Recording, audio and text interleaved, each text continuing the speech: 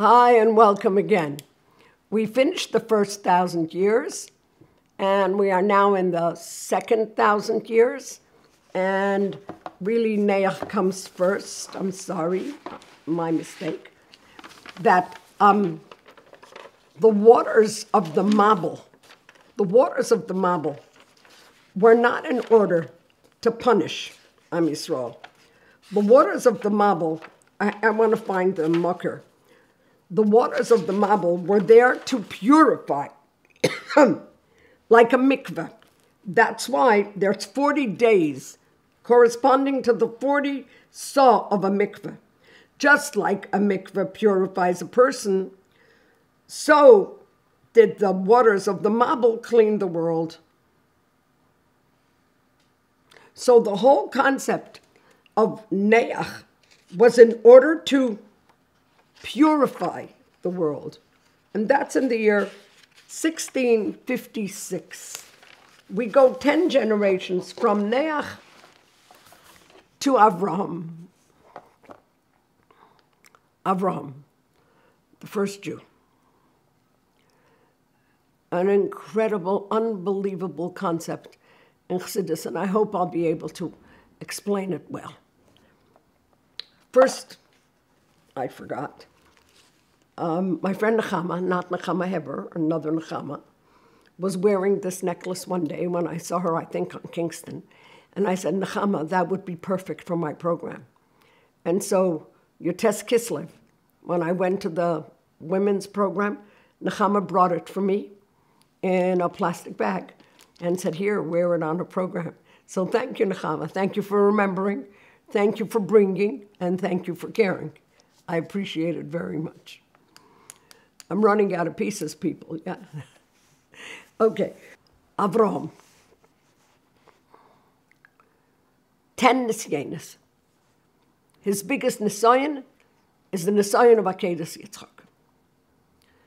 Now, Mesiras Nefesh, right? Now, in Chassidus and in other Sfarim, it's discussed that if he wouldn't do this nisyan, then all the rest of the nisyanis would be null and void. But that's ridiculous. Isn't that ridiculous? What do you mean all the others would be null and void? The nisyan of Nimrod would be null and void. All the other nisyanis would be null and void, like nothing. He was ready to jump into the fire so that he could make Hashem's, that he isn't afraid, make Hashem's name known. All his other nisyanis are nothing if he didn't do Akedas Yitzchak. So let me explain two things to you, what the real Mesiras Nefesh is. There are two kinds of Ahava and two kinds of Mesiras Nefesh. So the first Ahava that we know is an Ahava with Seichel, yeah?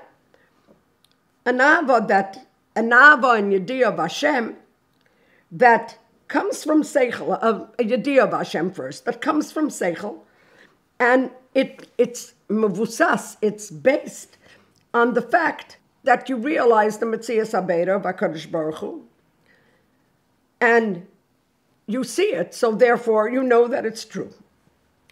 And there is another kind of kesher with HaKadosh Baruch Hu that has nothing to do with what you see. It is poshet that is part of who you are. That's your total mohus, is a mohus of Avas Hashem. Why? Because you totally know. You don't love him because your seichel tells you. You love him because you see be'enei basar that you're connected to HaKadosh Baruch Hu.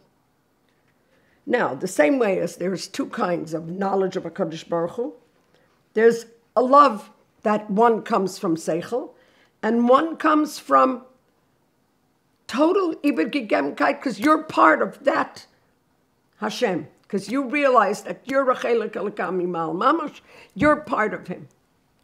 And we are told, and I think this is, wow, Kineit Hashem Nishmas Odom, that a neshama is like a fire. Now, if I didn't do it, but I should have, when you light a candle, no matter which way you turn it, the candle always goes up. The fire always goes up. You turn it down, it goes up. You turn it sideways, it goes up. You do what these fire throwers do? The fire always goes up. Why? Because the moker of that fire is mitachas layoreach, it says. It's all the way on top. So the fire wants to go back to what it originally is. So the question is asked, if the fire goes back to what it originally is, it will become null and void. It will not have a mohos of its own, because it will become part of that big fire. But you see, the fire doesn't mind. The fire doesn't care. The fire wants to be part of what it comes from. It doesn't care that it will become null and void. It wants to be together with the source of the fire. Are you following me? So what does Kinei Hashem Nishmas Adam mean? It means that the neshama of the Eid is the same way. We want to be together with HaKadosh Baruch Hu. We want to do what He wants us to do. We want to bring Him into everything that we do because that's our mahos. So why is it that Akedas Yitzchak, if he didn't do that, it would not pan out all the other 10 nisyanis? Not Lech Lecha and not Urkazdim. Why? Because when a person does something, sometimes he does something for his own self-aggrandissement, self-aggrandizement in English. For instance, Urkazdim, maybe it was for himself. He wanted to prove that there is one God. He would then become famous for proving that. Maybe. What about Lech Lecha? Maybe. He would become greater because he's going somewhere else. By Akedas Yitzchak, there's no havamina that it has anything to do with his greatness. In fact, it doesn't make sense.